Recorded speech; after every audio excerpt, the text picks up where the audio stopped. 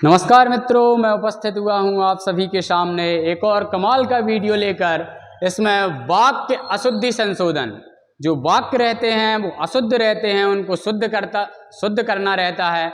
9वीं में भी 2 नंबर के आते हैं, 10वीं में भी 2 नंबर के आते हैं। चलिए आइए स्टार्ट करते हैं। तो सबसे पहले वाक्य अशुद्धि संशोधन के लिए आपको ये समझना होगा कि जो विभक्तियां होती हैं वो 2 प्रकार की होती हैं। एक होती है कारक विभक्ति और एक होती है उपपद विभक्ति। तो जहां कारकों को देखकर विभक्ति लगाई जाती है उसको कारक विभक्ति कहते हैं। जैसे मैं भोपाल जाता हूं, ये वाक्य है। अब इसमें मैं कारक है और भोपाल भी कारक है, तो इन कारकों को देखकर इसमें विभक्ति लग रही है कि मैं में प्रथमा लग गई और भोपाल में द्वितीया लग गई। लेकिन कुछ विभक्तियां ऐसी होती हैं उपपद विभक्ति, जो पद को देखकर लगाई जाती हैं।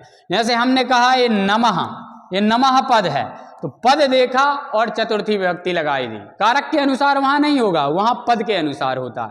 तो सबसे पहले अपन समझते हैं उपपद विभक्ति को, और ये बहुत ही फेमस उदाहरण है, और वो फेमस उदाहरण ही मैं आप लोगों के सामने प्रस्तुत कर रहा हूं। तो सबसे पहले चतुर्थी विभक्ति का ये पूछता है। चतुर्थी विभक्ति का नमः पद, नमः के योग में चतुर्थी विभक्ति होगी। अगर आपको नमः पद दिख जाए तो चतुर्थी विभक्ति लगा देना। यदि आपको स्वाहा पद दिख जाए तो चतुर्थी विभक्ति लगा देना। आप 2022 का पेपर उठा के देखिए, 2023 का देख लीजिए और 2024 का देख लीजिए, तीनों में आपको नमः मिलेगा। तो जैसे उन्होंने पूछा गणेशम नमः, क्या पूछा? गणेशम नमः। अब आपको पता है कि ये नमः पद है, इसमें कौन सी विभक्ति लगती है? चतुर्थी। तो आपने बालक शब्द के शब्द रूप याद किए हैं, तो बालकाय, तो ऐसे गणेशाय, तो क्या कर देंगे? गणेशाय नमः। इसमें भी जो कठिन शब्द हैं उनको पहले ही आप कर लीजिए। जैसे आपके गुरु शब्द से नहीं बनेगी चतुर्थी विभक्ति, तो पहले ही कर लीजिए कि चतुर्थी विभक्ति में क्या बनता है? गुरवे नमः। जैसे सरस्वती का पूछ लिया तो सरस्वती की कर लीजिए आप, सरस्वत्यै नमः।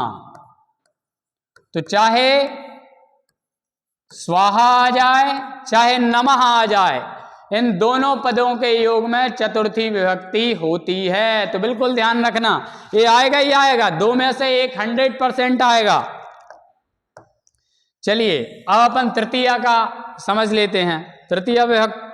तृतीया विभक्ति में क्या रहता है कि तृतीया विभक्ति में एक ही उपपद पूछा जाता है। ज्यादातर जो पूछे जा रहा है वो ही बता रहा हूं मैं, बहुत सारे पद हैं, लेकिन जो पूछे जाते हैं एग्जाम में आपके लिए, तो सह शब्द ही पूछा जाता है। कौन सा शब्द? सह शब्द के योग में तृतीया विभक्ति होती है। कौन सी? तृतीया। और उनका एक फेमस उदाहरण भी है। कौन सा? कि सीता रामस्य सह वनम गता। सीता राम के साथ वन में गई। तो अब देखिए सह शब्द लगा है, तो इसके योग में कौन सी विभक्ति करेंगे आप? तृतीया। तो इस रामस्य की जगह क्या हो जाएगा? रामेण। सिर्फ जहां वाक्य अशुद्ध है वहीं सुधारना है, और पूरा वाक्य वैसा का वैसा। ऐसे सीता ऐसे ही आ जाएगी और रामस्य की जगह रामेण आ जाएगा, सह वनम गतः। तो आप समझ गए होंगे बहुत अच्छे तरीके से, चतुर्थी भी समझ गए, तृतीया भी समझ गए। अब आ जाइए आप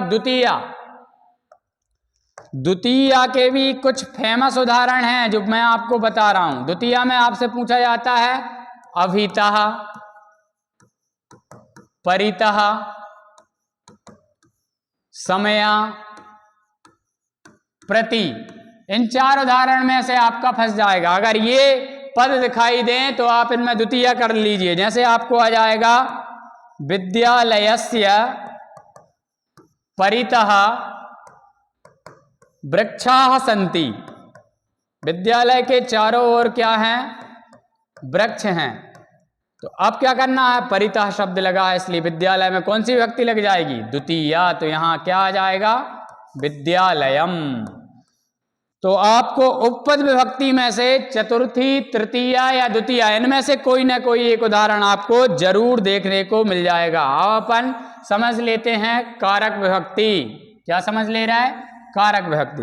तो कारक विभक्ति में एक सामान्य नियम आपको याद करके रखना है कि जब भी अहम, आवाम और वयम अगर ये कर्ता के रूप में आए तो आप कौन सा पुरुष लगाएंगे? उत्तम पुरुष। और यदि ये आए त्वम, युवाम, यूयम, तो आप कौन सा करेंगे? मध्यम पुरुष। और इनको छोड़कर, इन 6 कर्ताओं को छोड़कर संसार में जो भी कर्ता आ जाए उसके साथ प्रथम पुरुष, जैसे आ गया मान के चले उत्साह, तऊ और ते, तो इसके साथ आप क्या करेंगे? प्रथम पुरुष। अगर आप ये याद रखेंगे तो इसके अनुसार बिल्कुल डेफिनेट शानदार तरीके से आप कर सकते हैं। जैसे एक वाक्य आ गया, आपका एक वाक्य आ गया कि अहम पठती। अब इसको शुद्ध करना है। अब देखिए, आपको पता है कि अहम, आवाम, वयम इनके साथ उत्तम पुरुष होता है, तो आप अहम पठती की जगह क्या लगा देंगे? अहम पठामी। तो ये सामान्य सा नियम याद रखिए। अगर इस तरीके का नियम आप करेंगे तो बिल्कुल आसानी से आप क्वेश्चन कर पाएंगे। अब थोड़ा और समझ लीजिए, इन कारकों में आपको पंचमी विभक्ति का जरूर आपको उदाहरण देखने को मिलता है। कैसा? कि उनका एक फेवरेट वाक्य है, वो दे देते हैं वृक्षस्य पत्राणि पतंती। ये आता ही आता है बहुत प्रश्न पत्रों में, आप देखना उठा के वार्षिक। तो अब आपको ये देखना है कि वृक्ष से पत्ते गिरते हैं, तो पत्ते कहां से गिर रहे हैं? वृक्ष से। जब भी कोई चीज कहीं से अलग होती है तो वो अपादान कहलाती है, और अपादान में क्या होती है? पंचमी विभक्ति। तो ये अपादान हो गया वृक्ष, और इसमें आप कौन सी विभक्ति कर देंगे? पंचमी।